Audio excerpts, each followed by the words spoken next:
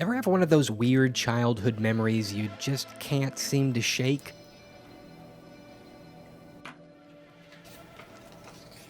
Good memories, like mysteries, are something you carry around with you always.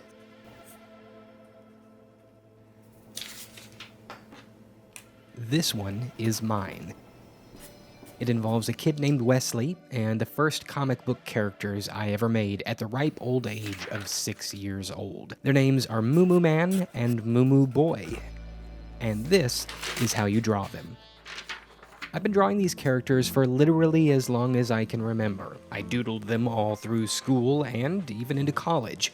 I even went through this really dumb graffiti stage and learned how to pull the design off with spray paint. Don't ask too many questions. These two dairy-themed superheroes are about the only things I can draw with any efficiency, which isn't saying much, obviously. Here's the story, as best as I can remember it. In the first grade, I met a kid named Wesley Chow. This is Wesley, and this is me. Actually, no, wait, this is me. Took me a few years to grow into my own skin. If memory serves, Wesley and I hit it off immediately. He loved drawing, and I loved anything that didn't involve paying attention during class. One day, Wesley asked if I wanted to help him with a comic book he was working on. And like any 6-year-old, I eagerly agreed. Moo Moo Man and Moo Moo Boy were superhero cows.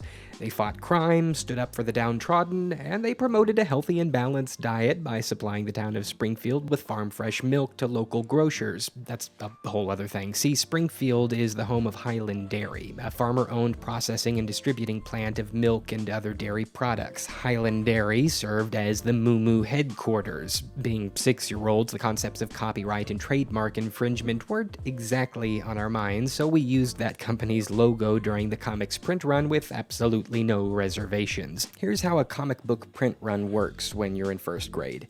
Each comic book was 5 wide-ruled notebook pages long, stapled together crudely. This meant we had a front cover, back cover, 7-page story, and even a little front page insert for sponsored advertisements. Of course, we can't forget those. The cover's design was pretty simple. I remember it even to this day. The issue number went in the upper left-hand corner, our titular heroes always peeked in from the side, and each adventure had its own unique title. 2 recurring villains in the Mooniverse were Suzanne Kong and Tina Zilla. Both of them were named after our older sisters. Wesley and I churned these stories out like our lives depended on it. We had a solid readership among our classmates, like 8 kids or something were subscribed. We had constant requests for new characters, new adventures.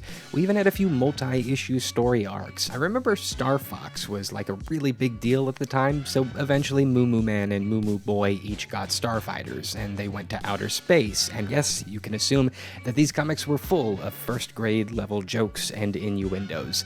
There were some other interesting story bits that I remember.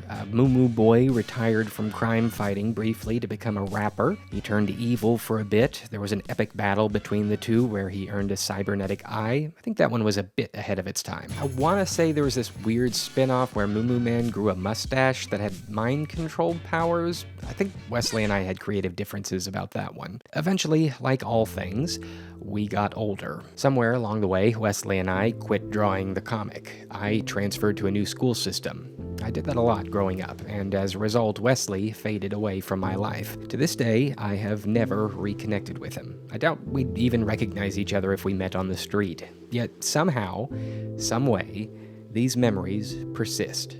Forever coupled, it seems, with the muscle memory of drawing these characters. Over 20 years later, they persist. 20 years later, and I still draw them. I know what you're thinking, YouTube commenter. Why should you care about some dorky little comic made by a couple kids? I have no idea. You shouldn't, really. But lately, I've been thinking a lot about memory and how influential such a flawed mechanism is on the human heart. Memories grow old, they're faulty, easily corrupted by time and fate, yet often, they're all we have. We toss them away with abandon, and it's not always clear why we keep the ones that we do. I have childhood memories, particularly the not-so-nice ones, that I've managed to drop into the ocean of time. Some memories, after all, are best kept in the past. But this one, this good memory, for some strange reason, keeps floating up, no matter how many years go by. Who knows what memory might decide to break the surface next? I'm working on something. It's big, it's going to take a little bit more time till it's ready for everyone to see, but it is coming. Thanks for hanging in there. If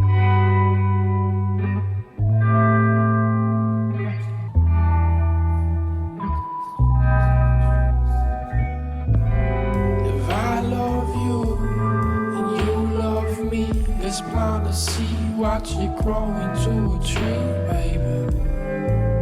Why don't we grow some nectarines, baby? Why don't we grow a little